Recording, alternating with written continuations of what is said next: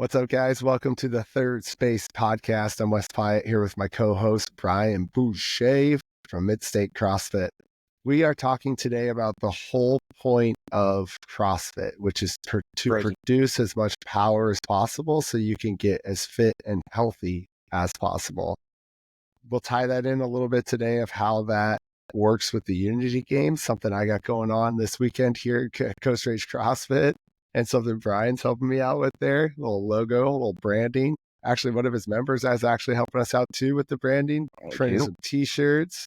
We got him coming down to do some MCing. We got another one coming down to do some scoring for me. So the community is strong. I will be coaching a soccer game. Yes, I have made the announcement that I am retiring from soccer. But my team was so good this year that I'm like, wait, do I want to? Do I want to? So I haven't decided. I'm undecided, retired. You said I'm retiring, and then you immediately come out of retirement. Yeah. I'm retiring, but they're doing so good. Well, and everybody I don't get to really best, pick my team. Michael Jordan. Yeah. Right. Everybody who is the best goes into retirement and goes, wait a second. Just kidding. Yeah, no, I don't like this. Yeah. So I haven't decided. We'd be U10s. We'd be U10s at this point. But it also makes it so like I can't go to things at the Unity Games because I have a pre-established obligation. This guy's so funny too. This guy's like, calls me up. Hey, dude, got a problem. It's like, he tells me what, I'm supposed to come help you at the Unity Games, but I have my last. And I'm like, you don't have a problem? What are you talking about? You go. Like, oh my God. But I want to help with the Unity Games. Yeah, I want to help. Yeah, Gabby and I both want to help with the Unity Games. Gabby was in the office yesterday teaching Kate like all of the documents. You guys had your meeting the other day with Kate, and then Gabby had another meeting with Kate, and they were just like going over all the documents. She was like, "Wes is going to try to confuse you. Don't get confused. This is what you're going to do. You're going to do this right here." So between Meg and Kate, they got it. Dude, isn't it so funny that how many women you have to have around you to keep you from messing things up? I mean, Gabby legitimately calls me a squirrel. So she calls me, Aaron Lodwick, Brandy DeBus, squirrels. And then we were just talking with, we haven't quite Savers of the tribe is what I call you. So we're gonna hire another girl, another woman. Her name's Amanda Marchini, and all these people are dear friends of ours. And she's like more on the Gabby side of the spectrum. And so Gabby was at brunch with Coach Rico and Amanda, myself, and her. And she goes, "It's gonna be so bunch of squirrels." Nice. Yeah, it's gonna be so nice to have somebody on the team that isn't squirrely. She's like, I just need somebody like me to hang out with. Yes, it would be. Amanda hits like all of the crunchy hippie vibes that I put off, but then she's organizational and structured like Gabby is, and so she really hit the sweet spot. She had a dad that was a colonel in the Air Force or in Vietnam, and a mom that was a hippie. No. Yeah. So no, her mom is pretty hippy dippy too. All right, so we are talking about a little bit. Bring it around for me, Brian. Yeah, for sure. That's how podcasting. We are going to be talking a little bit about the Unity Games, and then we're going to try to talk to you guys about force times distance over time is how you create intensity, and so it's how you create health, power. Yeah. All these little monikers, all these little words. And if you've been watching any of the WOD blog with Midstate CrossFit, you'll know that we just put out a WOD blog about intensity. And I was having a couple of really cool conversations with athletes. Not in they were critiques. They were feedback critiques, slight complaints about their programming. Yeah, about programming. Wait, before you get into this, let me just guess. You're like, hey, let me see what you're doing there. A, B, C, D, E, F. Yeah, that's a lot. Yeah. And all I was programming was A. Yeah, so, I have a theory about that, though. So the workout in question was rowing and toes to bar. 3 rounds, descending ladder and ascending ladder. So it was fun. Like a 43, 15, 30, 21, and 18, 27. So, the bottom number being toes to bar, the top number being rowing. So you're going to finish this workout if you're like a mover, I finished this workout in 8 minutes and 59 seconds. Nice. And other people finish it slightly faster, and some people finish it slightly slower.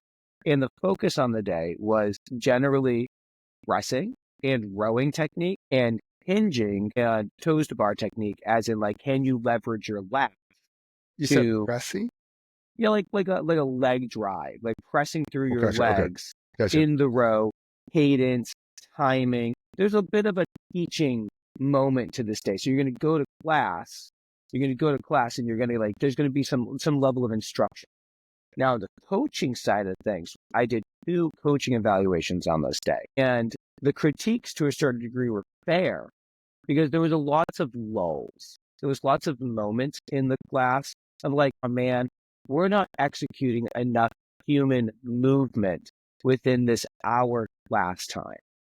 Because there was just a lot of like, I've allowed my coaches to educate themselves and nerd out and have given them the authority in their voice, and they're like talking about drag factors, and there's and they're just standing there like this. Yeah, and you because I'm doing coaching evaluations, I'm looking across the room and I'm just seeing people just stand there glazed over. And I was like, oh, this is a super fair critique of this is my problem my whole coaching career, except for the last like maybe 3 years.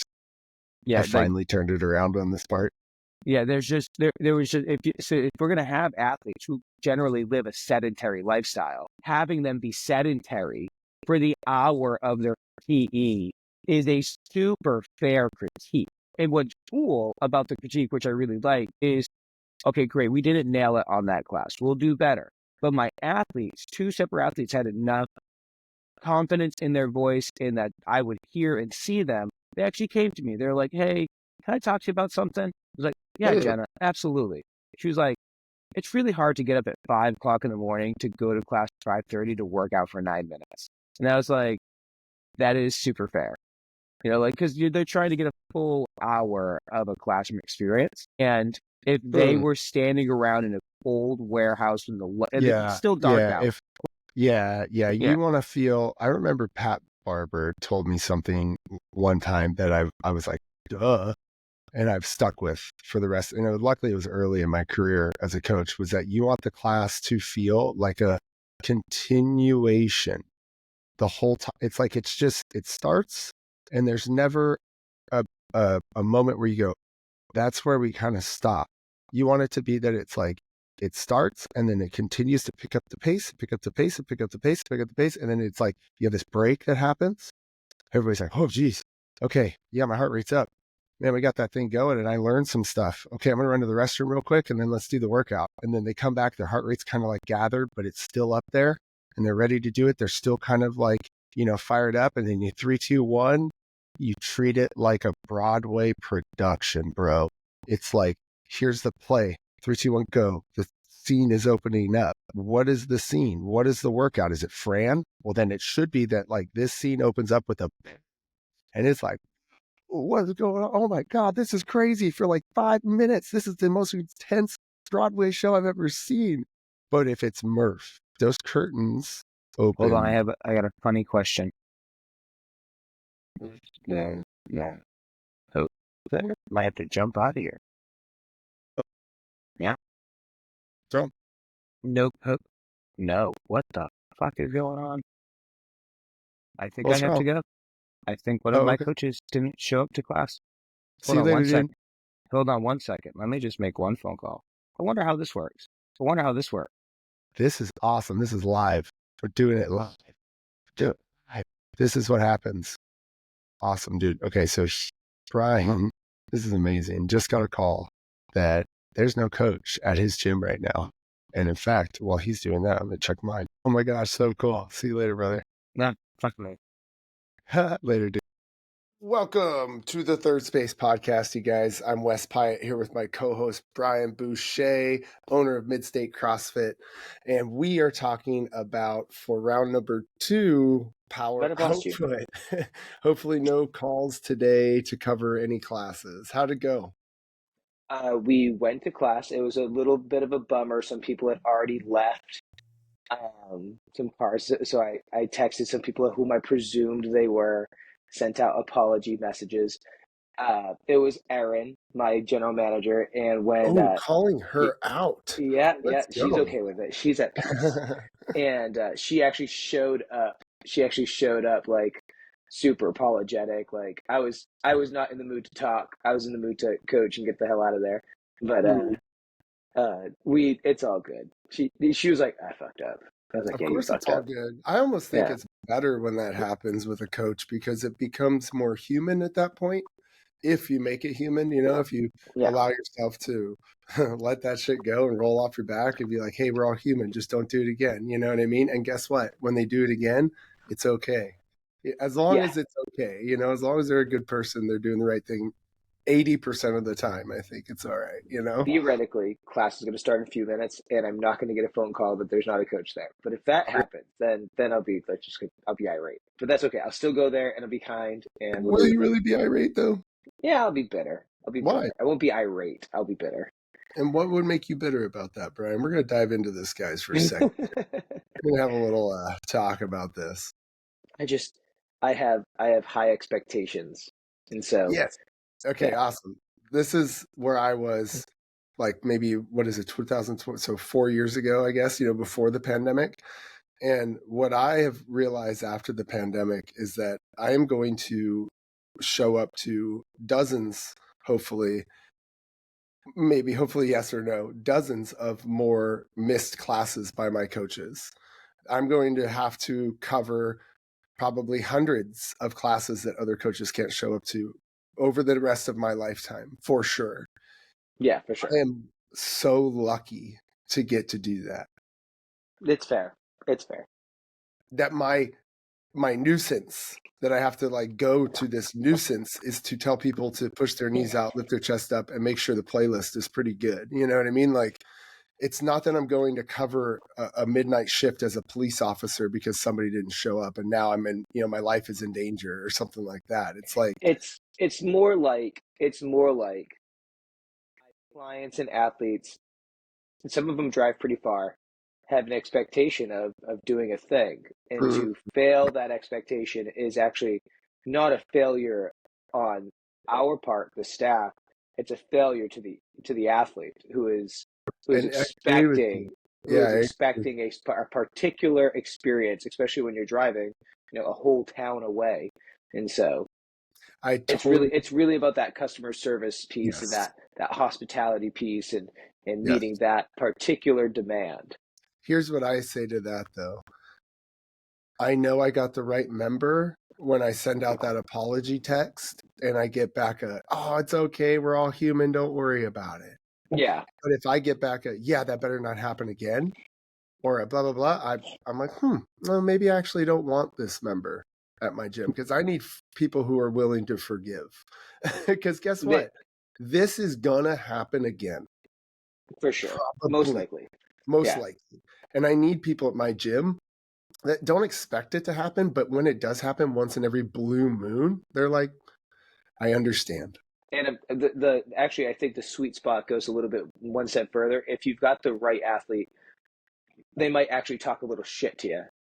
Yeah, well, that's Yeah, the whole, yeah, yeah, definitely. Like, give you a little rib and then be like, yeah. but it's all good, bro. It's all good. Yeah, We're all one of human. my cop buddies, he's been an athlete of ours for 10 years. He didn't get his 10-year patch, but he will like any day now. I don't know when it's gonna come up, but he'll get a 10-year patch any day now. And he was like, "Yo, you owe me," and I was like, "I know, bro." Why would he do? Oh, he drove all the way there and then drove home when he could have easily just stayed in bed on one of his like I get to sleep in days. His name's Speedo. He's a police officer for Merced Police Anybody that's Department. been there for 10 years is like understanding. They got Yeah, it. They've been and through it. then They've another already, girl. they've already had this happen probably in the past before you were even a member or, before you've been an Yeah, owner. So yeah, it's yeah, like, yeah. it's all I've good. missed a class. I've missed a class. I've missed one class. They've all missed a shift at their work. I guarantee that. Yeah, no, but I've been late to class before. It Yeah. happens. Yeah. It's all good. It's all good, man. Well, hey, I'm glad you didn't fire her. I'm glad No, that members didn't unfireable. do it. I'm glad that you got a good outlook on it, brother. Yeah, no, it took me a week, but of like self reflection because it actually created more value in to reflect on our system. Sorry, my brother John. I don't know if you're getting these messages or those No, noises. no, I'm not hearing anything. At My least I brother, thought that I didn't have an echo with you earlier though too. So who knows? my brother, he has Down syndrome, and he texts me from Louisiana. He lives in Louisiana now. He moved from New England to Louisiana, and in a wild life experience, and he texts me every day. He texts me or calls me every single day. But I think what he's found is talk to text. Awesome. So, So so it doesn't it's come out exactly the no, perfect. it's kind of odd the way he texts it. So he just sent me 3 text messages, and all of them say okay. John's the man though. He also just sent me a picture of his like Louisiana identification card. So I uh, don't, he's on one today. right on. He's Well, freaking hilarious. early on a Friday. Let's go. Okay, Yeah, let's dive it's into the power output. yeah, yeah, yeah. Power output. We're Yeah, back. We're 1 week later. 1 week later. This is in the future now. I We are actually now was in the watching the other. future. I was watching the other one that we did, and we were like 3 minutes in by the time we started talking about it, and I was like, "Man, we got to be better about that on this one." We're 6 minutes in.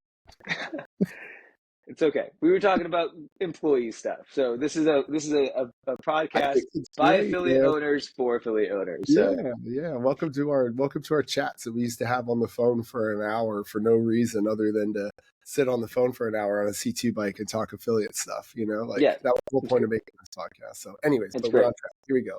So why? Okay, number one, the thing that we're talking about is why it's important to monitor the volume and intensities at your gym and how doing that leads to better results in your clients. So, what we're talking about really is not doing strength metcon accessory, whatever you do every day, and instead doing one workout a day at maximum intensity and hitting a strength workout one every 4 days, doing 3 on, 1 off, and following what we've been saying to do for the last 20 years at CrossFit headquarters seems to be the stuff that really gets the results. But let's have fun playing devil's advocate with this for a little bit. And I wanted to play a game of like, can we prove ourselves wrong? Yeah, so I'm going to give anecdotal evidence from yesterday. Ooh, So I had a morning yesterday where I said I'm going to go work out with my friends because I own this thing and I can, right? So I had a couple of meetings, had a nice conversation with Marcus Gursey, just a one-on-one with him and I, just chatting about life, and then we went into a workout.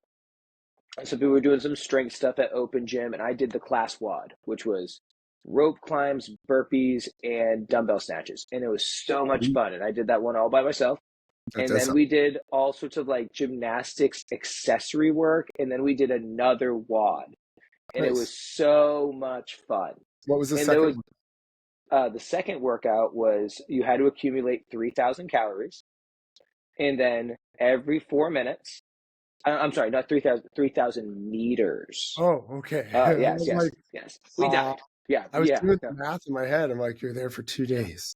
To be that we were there for about 20 minutes, and we did every 4 minutes on the minute. You had to get off and do a fun little complex of 6 burpee deadlifts with two 50-pound dumbbells. You Girls just did did 35s, all and day. then yeah, it was so much fun. I loved the burpee deadlift because you get to like jump in between the dumbbells and you like do a cool deadlift, and it was fun. And then 10, I did box step ups because I had already volumed myself to death, and it was so much fun. That is definitely not CrossFit prescription. We were doing functional movements and we Well, were doing hold on. tons of Well, volume. And it's sometimes CrossFit it's just fun to prescription. do that. It could be CrossFit prescription for a CrossFit athlete for that's going to the CrossFit Games, and it's about what we're talking about is your general physical preparedness athlete that is in your gym, your 39 to 45-year-old athlete that's coming to the gym to see some abs, be really strong, go to the doctor's office, see good blood results, live a long time, and enjoy their lives because of it. They're really trying to reap the rewards of that out of it. And by doing volume, the problem is that you end up wearing down the body quicker and getting, while you do get results from it for sure. Like if I were to put anybody under the gun and just, hey, here you go. Like a good analogy of this is if I were to send you to boot camp, Brian, you would get indoctrinated pretty quick because it's very intense and it's 100% of the time, versus if we were to try to turn you into that same person with me and you talking 1 hour a week, it would take a lifetime to get through. What we're looking for is lifetime of fitness. We're looking that when these people are 90 years old, they're taking a PVC pipe over their head and they're squatting below parallel and coming back up. And if they can do that, they don't need any assistance in their life. They have independent living. So we have to think about the wearing on the joints, the wearing on the muscles, the wearing on the central nervous system and the body as a whole. And I think it's tough to have this conversation with people because anecdotally, you have a big population of CrossFit affiliates that are doing this strength Metcon every day and getting results in terms of people are getting jacked. You know what I mean? But people are also getting injured and getting tweaked and getting hurt and getting sick and having to take days off and whatever. And the churn rates inside of the gym are relatively high in those places, at least anecdotally what I see. Yeah. That they're always doing on-ramps. Why are you always doing on-ramps? Because we're always losing people. So we're always getting more people in. And what we see and what I've seen over the last 11 years of owning my affiliate and being on the level 1 staff and level 2 staff and talking about this stuff and seeing at the highest levels. And we run a Parkinson's and a stroke class, and we have a traumatic brain injury class, and we have CrossFit kids and preteens and teens, and like every type of population of human being benefits from high power outputs with the lowest amount of volume that we can to get those results. And when I see that we really temper the amount of volume, the amount of repetitions, loading, and time that we're doing on this person, but we still are trying to maximize results, that's where the sweet spot is. And I think it's just really easy and it's kind of a cop-out to just program a lot. Then it is to ask myself, how can I get the same stimulus out of just one? I think this comes with training age too, right? So like we're not saying volume is bad. What we're suggesting is that for you to be, let's say, okay, I'm 30 years old. I've heard of this thing called CrossFit for 20 years. I'm finally going to give it a go. And let's say that you go to and you don't quite have the training age that you might do. You might have been a high school athlete, and then there's a big gap, and now you're going to go and do this. It's very similar to my brother's experience with CrossFit. I've been doing CrossFit since 2012, and he messages me last year. He goes, going to PR Star CrossFit outside of the DC area, and I love it. And I was like, listen, motherfucker, I've been dedicating my life to this craft called exercise, and you're going to text me that you found an affiliate recently? Like, the hell, man. But also, I'm glad that you're going to save your own life. Yeah. So we're not saying that volume is bad for the sake of volume, for the sake of the argument. What we're saying is there is a version of you in the not so distant future that if you do one workout a day, that if you did want to go with your buddies and do 3 workouts, not only would you just have a lot of fun, but nothing bad's going to happen. But if your training age is like 3 days and you're going to do strength plus Metcon, strength plus Metcon, strength, and you're just going to keep hammering that down for 6 months to a year, the likelihood of your ligaments, tendons, and connective tissue to be able to handle that on a long-term basis is suspicious. Yep, exactly. If you do Murph years in a row with doing 1 workout a day every once in a while you got a strength Metcon, every once in a while you get strength plus accessory, every once in a while you've got just accessory work, a day of just accessory working, just practice, and you mix those in, varied, not random, over the course of 4 to 5 days per week for many, many, many weeks in a row. I'm talking hundreds of weeks in a row. Yes. You know, 52 weeks in a year. Do that for multiple years. Yes. There you go. You'll have done Murph so many times, a 45-minute workout, so many times that you're like, actually, I prefer to do this high volume workout this way versus this way, because that's how I can improve my power output, aka I do that much volume in a shorter amount of time. Yeah. And but knowing that comes with experience. And I don't just mean physiologically, I mean psychologically. Like you know what good movement feels like for you. You know where your tolerances are. Mm-hmm. I still expect that you can, to the best of your ability, depending on your story arc, squat below parallel, good ankle mobility. You've got good movement about the shoulder girdle. You've got excellent midline stability. You're able to control yourself in space. Yeah. You want to fuck around and find out every once in a while? Like, there's Yeah. nothing Enjoy. wrong with that, Yeah. but Yeah. it's I under would the, say that there's some benefit to it every once in a while, for yeah, sure. there's some tutelage of yourself and the coach athlete relationship that you will get in a quality affiliate that Mm. will allow you that opportunity. We just have to have our goal trajectory be further out. I think it kind of like there's a little bit of an arc to it, I guess, in a way where you look at like a brand new athlete should just come to one class a day and get the stimulus of like the variance from just being in the classes and Yeah. touching all these new things and experiencing it.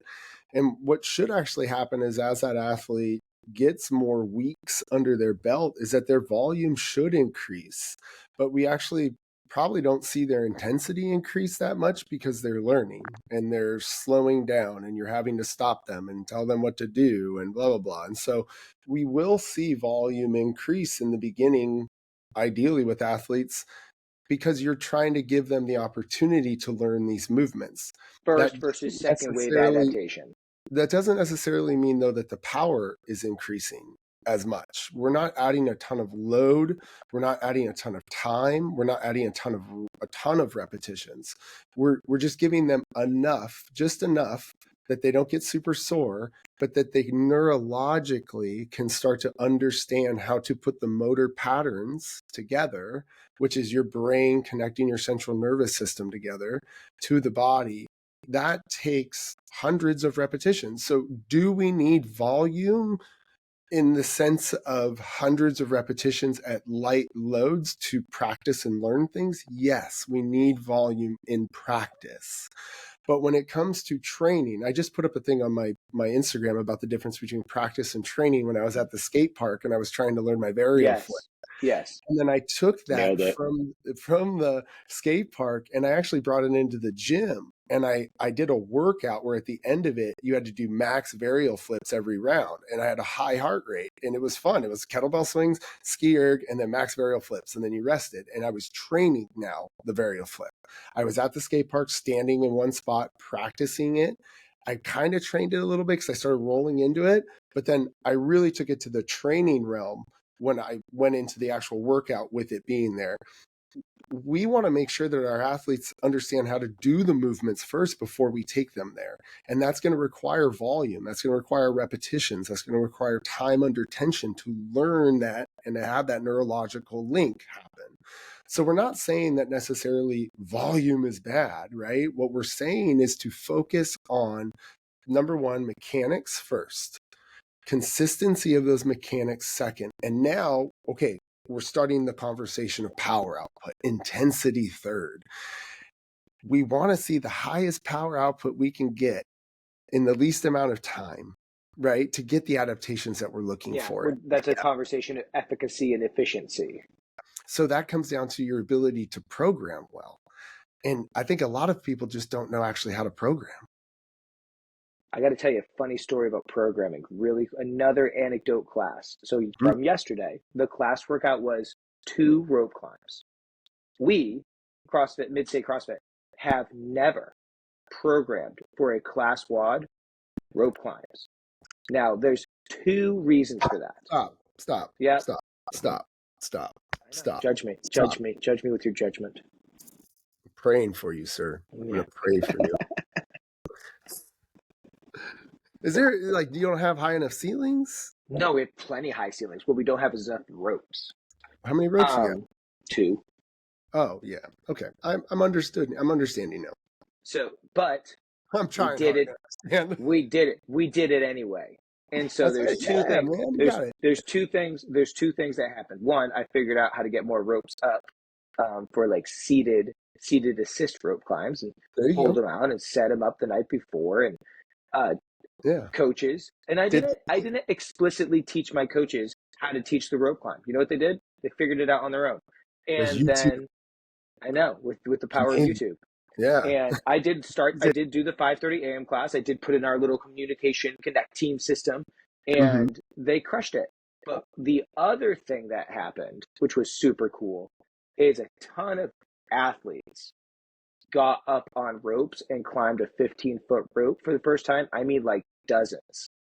And just the thanks for programming something new and different. Oh, I love the way it sled pushes the sled. We did a bunch of weird shit yesterday that like we normally don't program because we just don't have enough like That you have to when you assist. only have two ropes because you have to have Yeah, so many stations. yeah, exactly. And Yeah. and we did do that. And a bunch of people did ropes for the first time. Really got exposed to it. J hooks, like seated positions, like pulling with that 90-degree angle, and like so much cool is happening. But I think both things in regards to the conversation of practice versus training, uh, going through something for a long time, and then intensity, or I was just joking, fucking around and finding out, where like you're just okay.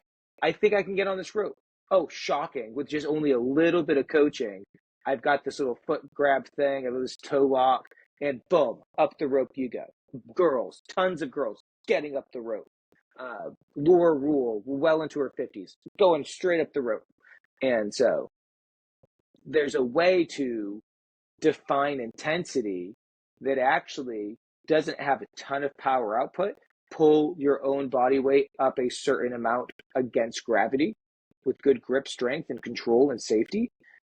But the psychological intensity associated with, I'm going to get on that rope right now, Mm-hmm. is just as powerful of a CrossFit, Yeah. like an ethos and a tool in our back pocket. Because if I can get a mother of four to climb up that rope and get up and down it safely, what is that going to psychologically do for her when tough shit gets in her way?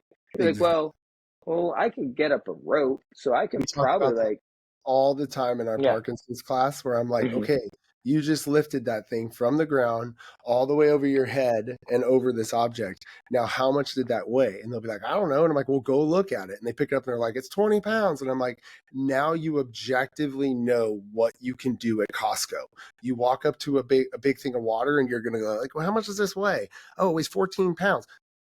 I can pick that up. I got this. And you Right. understand that mom who climbs that rope and all of a sudden is at the Spartan race with her friends and comes up to the rope and goes, "Hey, I could do this." Yeah. That's like you can't if you could bottle that and give that away, you'd be a billionaire. Yes, if you could bottle that up and give that type of confidence away, because Yeah. it's and it says something about you physiologically. There's probably a level of musculature. There's probably a version of coordination. There's probably a version of agility that you have fostered through your I move large loads over distance quickly, force times distance, uh, force force times distance divided by time, and Yeah, you then good? You good? yep. You Yep. having a Yeah. stroke? I was sputtering. I was Okay. sputtering there for a second. And Dude, that's I'm just, man, I've done that like with stuff that's so simple. Force times distance divided by time, or like the points of performance of the air squat in front of 50 people at a level 1, 10 years deep into my career. And yeah. I'm like, midline stable is hold on. Yep. Oh my gosh. And, but again, we're talking about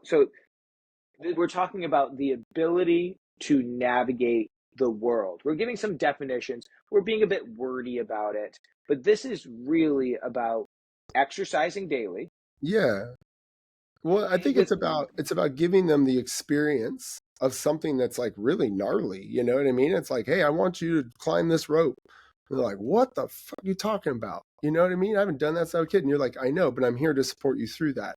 And once they're able to accomplish that, that confidence that they gain in that moment is invaluable in real life when they come across a thing and go, oh, I don't think I can. Oh, wait a second. I didn't think I could climb that rope and I did that. Maybe I can do this now. That's what we're looking for. We had an athlete yesterday, a gentleman. He works as a correctional officer, and I go, Cody, you're climbing that rope really good. Have you climbed rope before? He's like, I have never climbed any rope ever in my entire life till this day right here. I was like, happy Thursday, man.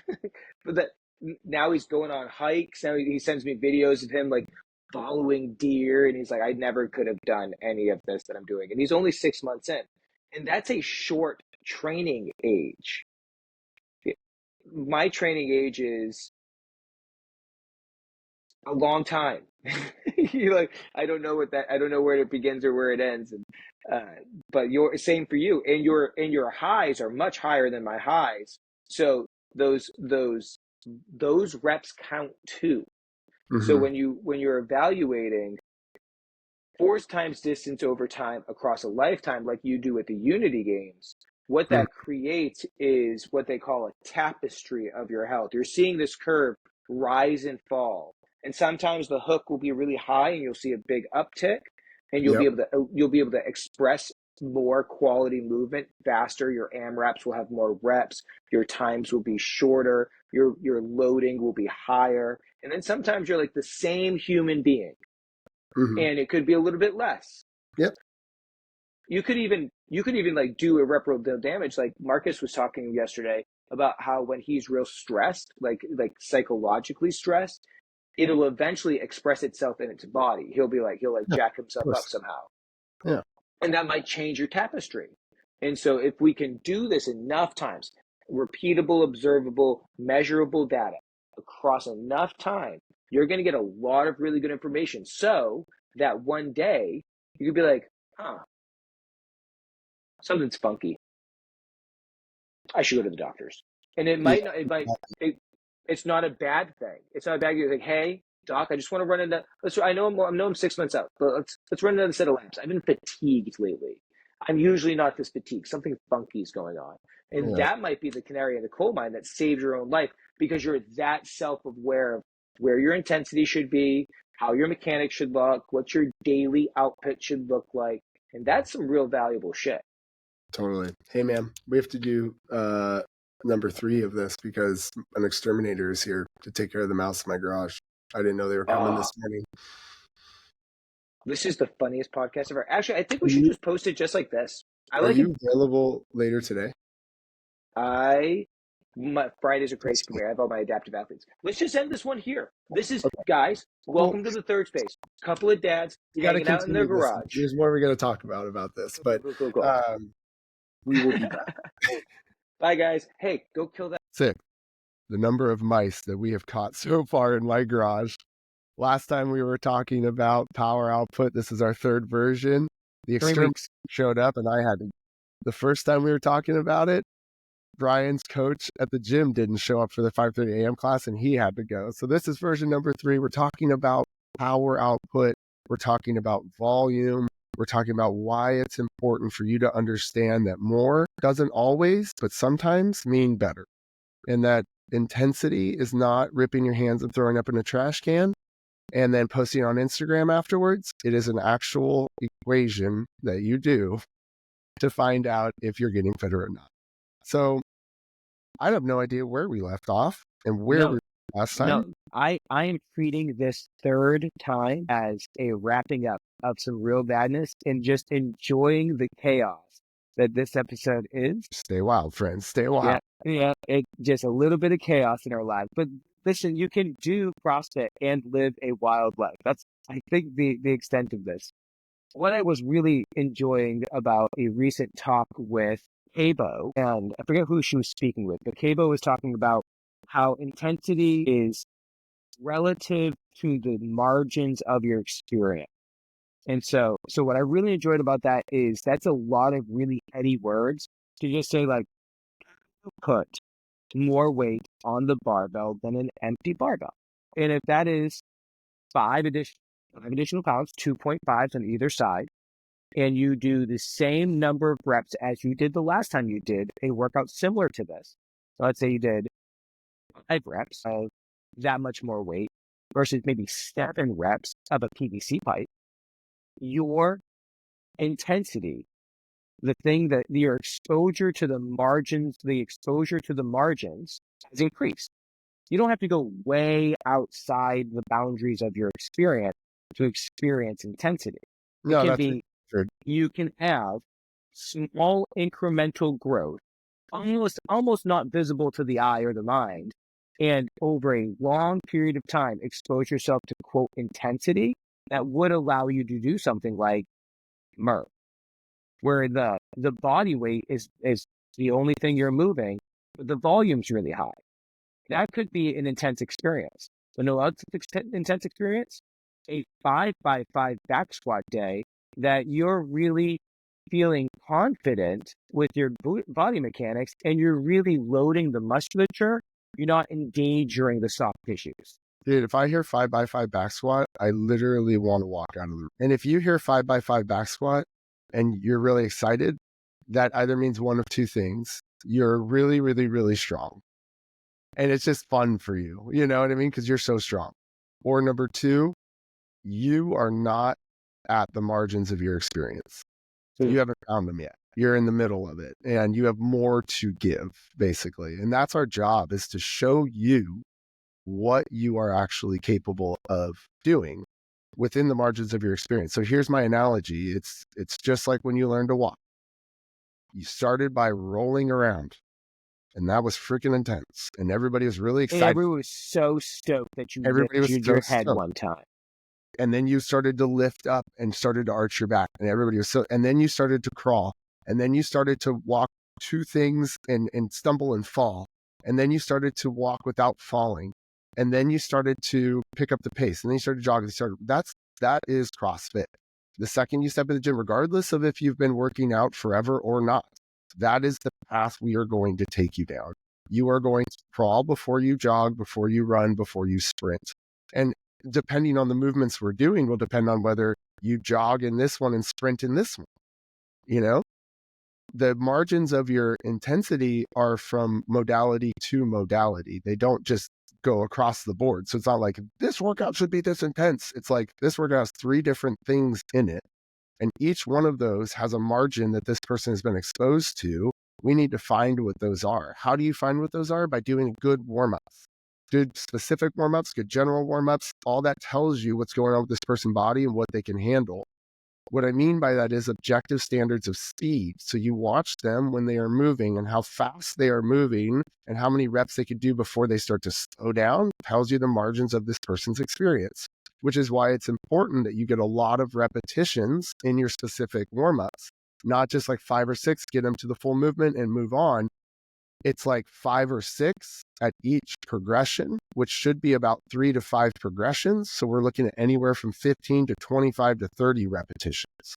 Within 30 repetitions of a PVC pipe, an empty barbell, body weight, moving something, I can see what the margins of this person's intensity are and kind of get a good idea of what it is I should be prescribing them in the workout, so I don't go outside too far and I also don't stay inside too far. I'm pushing against those margins. Intensity. So if we look at this in terms of how we're doing it wrong, a lot of times in CrossFit is that we miss the intensity piece and instead we replace it with volume.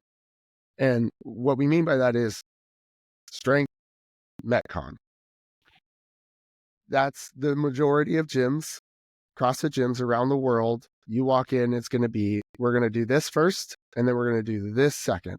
And the first thing is going to be some sort of a skill or a strength piece. And then the second thing is going to be a CrossFit workout, metabolic conditioning, whatever you want to call it. And I found that the only reason why that's happening, if I really ask questions and continue to ask questions to those people and come down to the root of the problem, is that they don't know how to coach. They don't know how to see and correct faults. So they instead group manage and they show people what they're going to do, but they don't coach them on the how they're going to do it. It's the how that takes time to get through. And if you don't coach the how, but instead you show them, you tell them, and then you don't tell them you just have them go do it, you take away a lot of time that it takes to explain how to do something, which is coaching, which is teaching, which is what you are or what you say you are, what you do or what you say you do. So if have a workout, I would say this: if there's a workout that is over 10 minutes long, you shouldn't have a part A and then a part B. If it's under 10 minutes, I think you can do it. I think you have enough time to coach both of those. And it also depends on the movements that are in there too. So when we at level 1s and level 2s talk to participants about this very thing, and they go, well, at my gym, that's what we do. It's what we've been doing for 10, 15 years. You know what I mean? And like, I want to try this, but how? How do I approach my affiliate owner? How do I, as an affiliate owner, start to change this so that my members don't leave? Because I believe this to be true now. And maybe I got sucked into the, like, hey, this is fun. We're just doing, it's fun. We're working out a shitload. It feels good, and it's like, a lot of times the things that aren't fun, are fun, but they don't get the results. A lot of times the things that aren't necessarily fun, right? But they're just hard work, are the things that get the results. And it's like not fun to stand there sometimes and to do high pull after high pull. And then nope, elbow a little higher. Nope, elbow a little higher. And you're like refining those little pieces. It's that within go ahead. We had to do this at our gym too, right? Like, so I moved from, one position at the affiliate to another position. And what we did, and we still do to this day, is we wink at part A and part B, and we call it WOD prep. Which means is I have just named, I'll give you a for example. Yesterday was power snatches and burpees. That's all we had to do. I'm sorry, cardio piece, snatches and burpees. All right. So like, I'm going to teach a little bit of the cardio equipment. I'm going to teach a little bit of the burpees. And it's focused entirely on the focus of the day, the power snatch, which is, progressions, put them together, and you're at a snatch progression. You just use the Bergner, and you're there. And we called that WOD prep. Is there a part A and a part B? No, not really. There's a specific warm-up in a progression drill section. And then there's a testing, right? So we did 4 rounds of testing, 7 snatches. The workout was 7 snatches, right? That's a part A and a part B. Well, only in the mind's eye of the athlete. If you're anything like a coach in the know, you'll realize really early that you are just telling people that they're going to do a snatch progression and they're going to do a tester.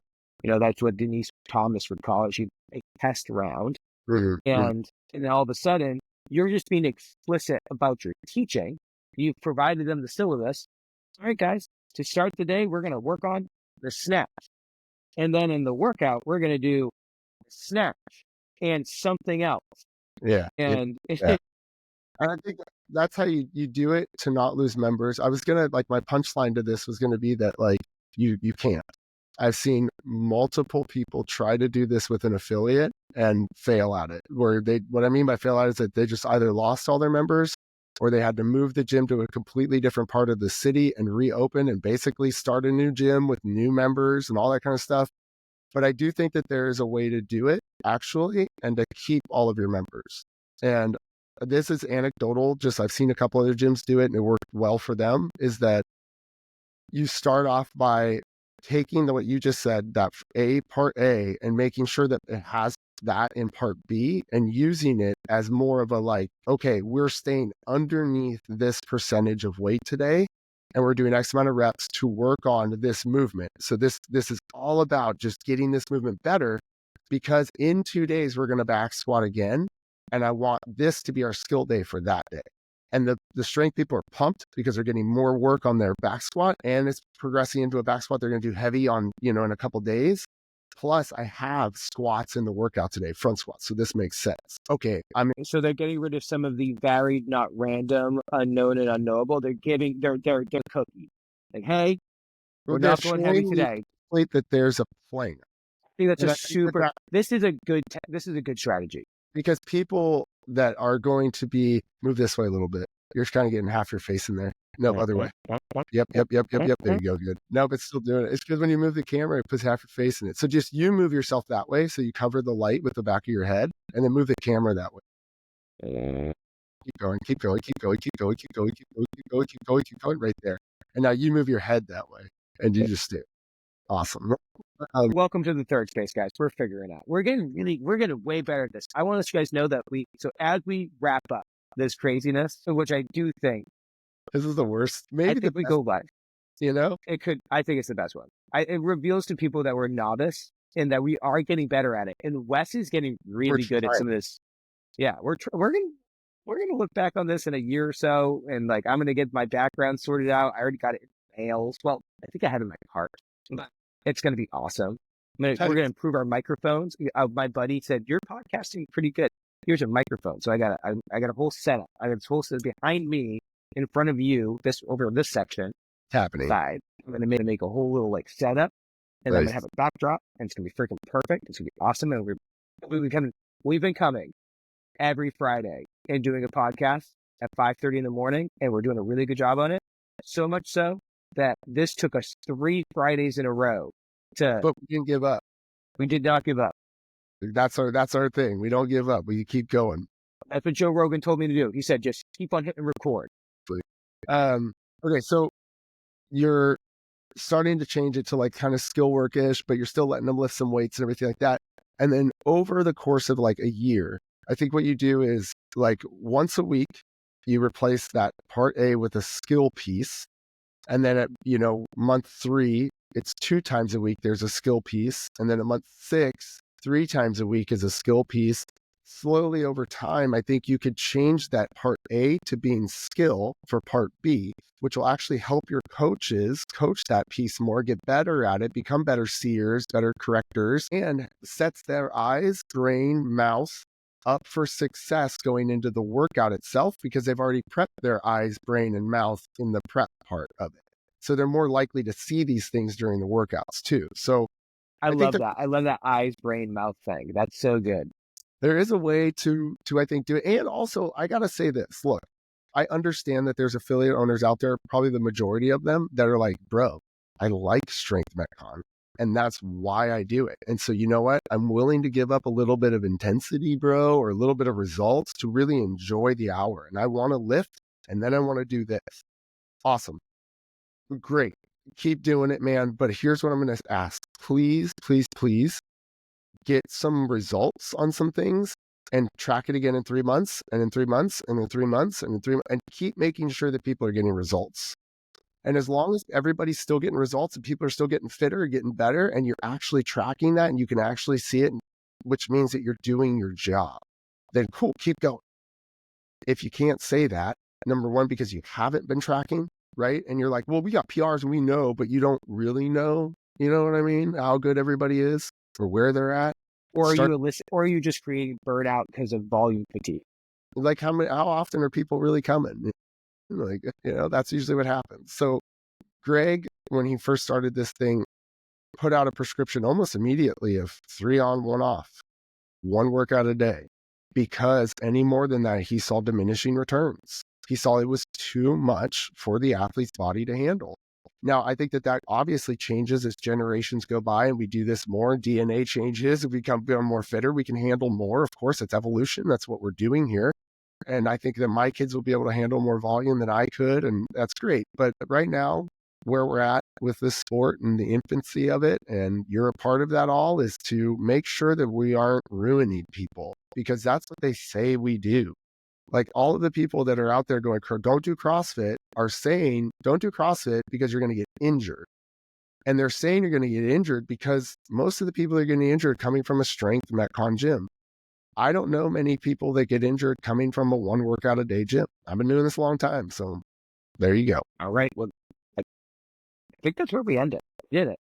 We did 6 mice died. 1 class. We had members almost quit.